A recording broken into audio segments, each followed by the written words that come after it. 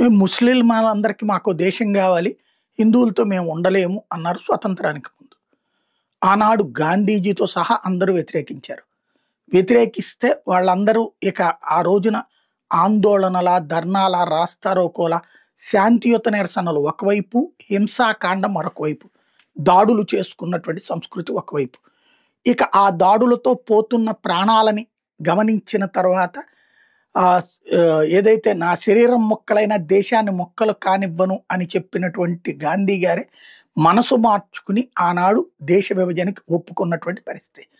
ఇంకా అప్పటితో అయిపోవాలి కదా. కానీ 10% మంది ముస్లింలు అక్కడికి వెళ్ళారు, 90% మంది ముస్లింలు ఇక్కడ ఉండిపోయారు. రైట్. పాకిస్తాన్ ముస్లింల్లో ఎవరైతే అతివాద ధోరణి ఉన్నోళ్ళు అక్కడికి పోయారు, మిగతా వాళ్ళు ఇక్కడ ఉండాలనుకున్నప్పుడు ఇక్కడ ఏమి హిందూ రాజ్యం అని ప్రకటించలేదు కదా. మళ్ళీ వాళ్ళని సంతృప్తిపరచడం కోసం దీన్ని సెక్యులర్ దేశం అనినే మార్చారు. అది ఇస్లామిక్ రాజ్యం అని ప్రకటించుకుంది. ఇది హిందూ దేశం అనే ప్రకటించుకున్నాం. ఇదే హిందూ దేశం అని ప్రకటించలేదు, దీన్ని సెక్యులర్ దేశం అనే ప్రకటించారు. దాంతోపాటు మైనారిటీ బుజ్జిగింపు చర్యలు జరుగుతూ వస్తున్నాయి.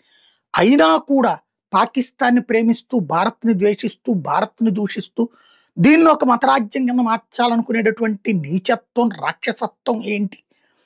ఇప్పుడు పేలుళ్లకు సంబంధించినటువంటి పరిణామంలో తాజాగా బయటపడినటువంటి అంశం ఏంటయ్యా అంటే, రిపబ్లిక్ డే నాడు అంటే భారత గణతంత్ర దినోత్సవం పర్టిక్యులర్గా ఏదైతే ఆనాడు 1947 ఆగస్టు 15 విడిపోయిన తర్వాతన 1950 జనవరి 26వ తారీఖున మనం గణతంత్ర దినోత్సవం జరుపుకున్నాం. ఒక రాజ్యాంగ సభ ఏర్పాటు చేసుకుని, రాజ్యాంగ పరిషత్ ఏర్పాటు చేసుకుని, రాజ్యాంగాన్ని సుదీర్ఘకాలం పాటు రాసి 2 సంవత్సరాల 11 నెలల 18 రోజుల పాటు రాజ్యాంగ రచనకి పట్టినటువంటి సమయం.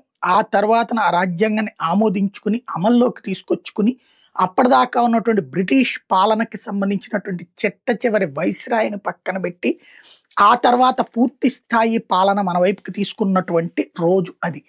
ఆ రోజుని గణతంత్ర దినోత్సవం జరుపుకుంటాం. అందుకని ఆగస్టు 15 వచ్చేటప్పటికి ప్రధానమంత్రి జాతీయ పతాకం ఎగరవేస్తే జనవరి 26న రాష్ట్రపతి జాతీయ పతాకాన్ని ఎగరవేస్తారు ఎర్రకోట మీద. ఆ రోజున విధ్వంసం సృష్టించాలని, ఆ రోజున దేశంలో అల్లకల్లోలం సృష్టించాలని, ఆ రోజున ఎర్రకోట చుట్టుపక్కల విధ్వంసం సృష్టించాలన్నటువంటిది ఇప్పుడు ఈ ఉన్మాదులు, ఈ ఉగ్రవాదులు, ఈ వైట్ కోట్ కాలర్స్ లేదా వైట్ కోట్ టెర్రరిస్టుల యొక్క ఆలోచన అన్నటువంటిది ఇప్పుడు తేలిందనమాట.